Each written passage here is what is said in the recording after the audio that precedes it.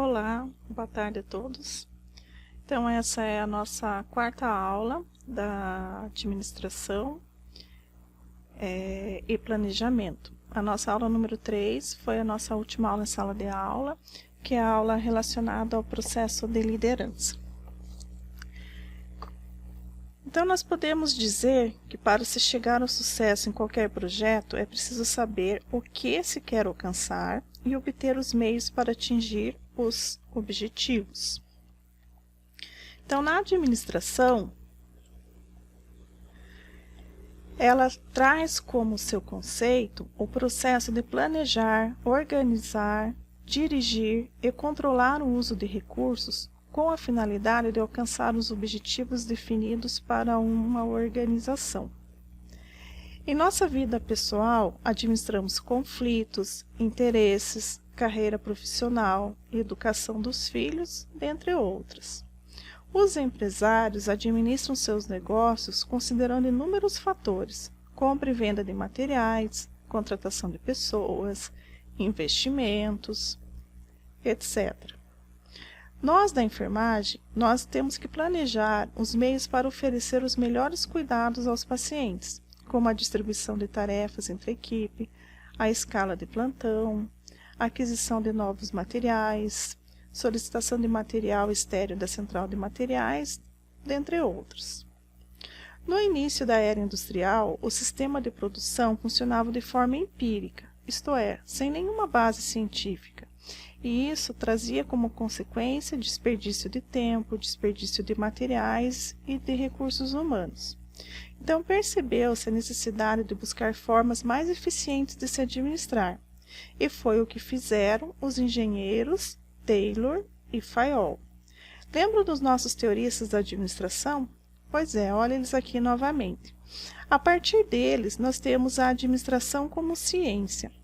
Fayol definiu as funções básicas da administração, que são prever, organizar, comandar, coordenar e controlar. Então, no início do século XX, os processos administrativos foram sistematizados, transformando a administração em uma ciência. Atualmente, o indivíduo que estuda administração torna-se um administrador profissional. Entretanto, as pessoas que ocupam um cargo administrativo utilizam as funções básicas da administração no exercício do seu cargo, mesmo que não sejam administradores profissionais. O planejamento, a organização, a direção e o controle, quando considerados separadamente, constituem as funções administrativas. Quando nós olhamos no conjunto para essas funções administrativas, elas passam a ser chamadas de processo administrativo.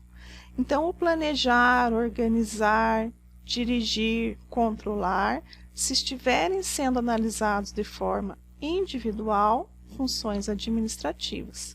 No coletivo, o processo administrativo.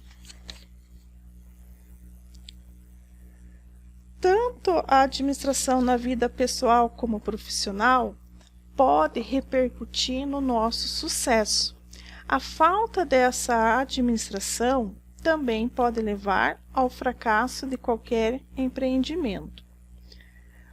Então, o planejamento, ele tem lugar antes da ação. Ele se baseia em previsões, em estimativas do que poderá ocorrer em períodos futuros. Então, por exemplo, se um enfermeiro tem o conhecimento que um paciente imobilizado no leito pode vir a desenvolver lesões por pressão, ele tem obrigação e tem como objetivo evitar isso. Ele precisa traçar um plano de ação para alcançar tal objetivo. Então, ele vai fazer o que a gente chama de prescrição de enfermagem. Então, ele vai prescrever, por exemplo, mudança de decúbito a cada 2 horas. Para facilitar o trabalho de sua equipe, ele pode colocar no leito um relógio orientando a mudança de decúbito a cada 2 horas. Ele pode colocar no paciente um dispositivo, uma cobertura de prevenção para a lesão por pressão. Então, planejar é prever o futuro e trazer um plano de ação, determinando o fim a ser alcançado e encontrar os melhores meios para atingi-lo. Então, depende das condições do setor que você está, depende da tua instituição. Às vezes não tem a cobertura, porque para ter a cobertura precisa de mais recursos financeiros. Mas para elaborar um relógio e intensificar a mudança de decúbito, isso só requer boa vontade da equipe, né? Então, nunca se deve esquecer de que o plano está sujeito às modificações sempre que necessário. A organização. Organizar é associar os meios e recursos de pessoal e de material ou materiais necessários à execução do planejamento. Por exemplo, a enfermagem precisa dar um banho de leito. Precisamos nos organizar. Então, antes é preciso reunir todos os materiais essenciais para o banho. Precisa de toalha, sabonete, hidratante, bacia e jarro, precisa de água, lençol, camisola, eletrodos novos, material decorativo se for necessário, e etc. Então, organizar é dar condições de funcionamento, estabelecendo uma estrutura de autoridade e responsabilidade, por meio da qual as atividades são conduzidas e coordenadas. No processo da estrutura organizacional, o trabalho pode se estruturar de duas formas, o vertical e o horizontal. Na estrutura vertical, a empresa é estruturada como se fosse uma pirâmide, com os níveis de autoridade e responsabilidade distribuídos do nível superior para o inferior. No topo da pirâmide está a unidade de comando, o poder centralizador. Nesse modelo bastante comum na maioria dos hospitais, as decisões são centralizadas com pouca participação da equipe. Esse tipo de estrutura facilita o controle das ações, mas inibe a iniciativa da equipe. No modelo horizontal, há uma descentralização do comando por delegação de autoridade e redução de níveis hierárquicos, facilitando a coordenação e a comunicação entre as unidades administrativas e de pessoal. Possibilita mais autonomia aos funcionários e espaço para participarem das decisões empresariais. Traz como desvantagem a dificuldade do controle dos processos. Direção e coordenação. Essa função engloba as atividades de dirigir, liderar e estimar os recursos humanos da organização com o objetivo de converter os planos em resultados. Então, para chegar a esses resultados, será preciso mobilizar pessoas para obter o máximo de desempenho. Quem dirige precisa desenvolver estratégias, promover e aplicar recursos para a realização das tarefas, fazer um check-up das ações empreendidas, solucionar problemas e coordenar o trabalho de sua equipe para que a empresa, a instituição ou o serviço pelo qual ela é responsável aplique seus objetivos. Para isso, deverá realizar uma série de atividades, entre as quais emitir ordens específicas, supervisionar e avaliar e motivar a equipe. Emitir ordens específicas.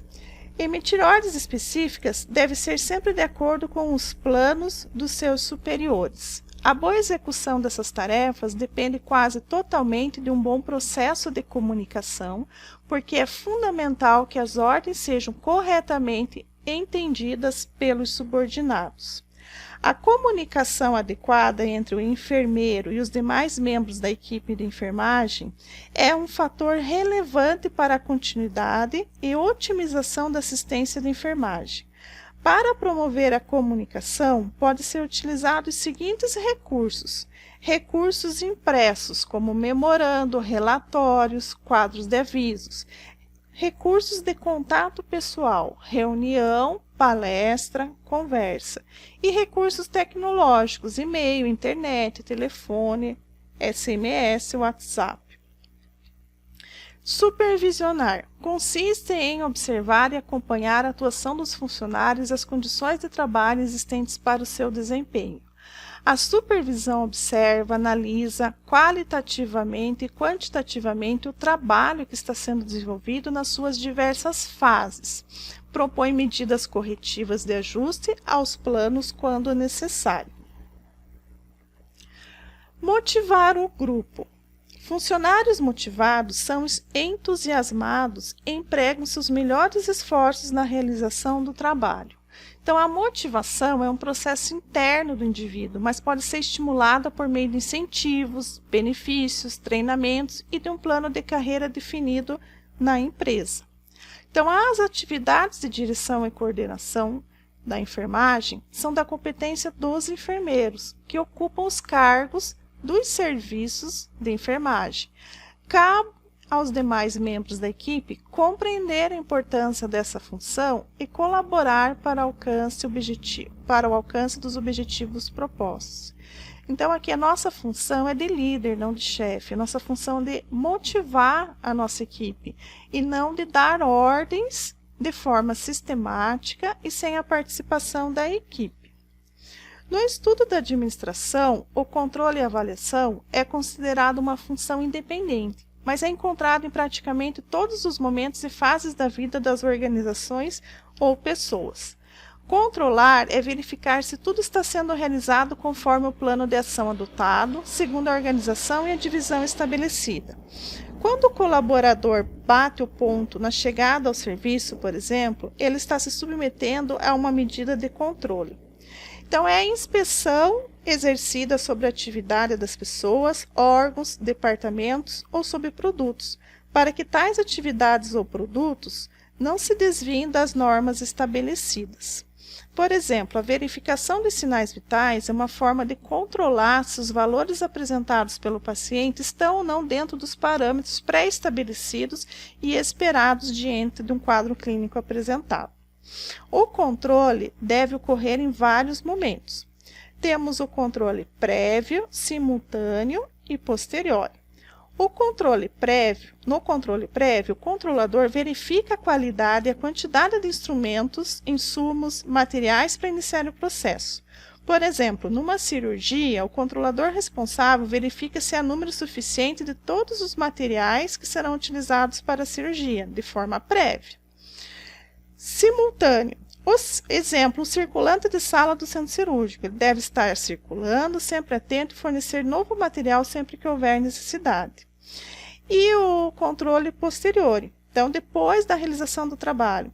Então, numa cirurgia, depois da cirurgia, são elencados todos os materiais que foram utilizados para mandar para o financeiro. Outra controle é uma entrevista, um questionário, um formulário que é aplicado ao paciente, aos seus familiares, para controle de qualidade, né, para avaliar a assistência que eles receberam. Então, o controle indica, quando se é necessário, rever os objetivos propostos no planejamento, suas formas e meios de execução. Então, como nós vimos, planejar é definir onde se quer chegar, traçar os objetivos e encontrar os meios para alcançá-los. Na área da saúde, nós temos um tipo de planejamento específico que é chamado de planejamento estratégico em saúde. Essa parte nós veremos na próxima aula. Espero que tenham gostado e aguardo a participação de vocês no fórum com perguntas e questionamentos. Beijo a todos!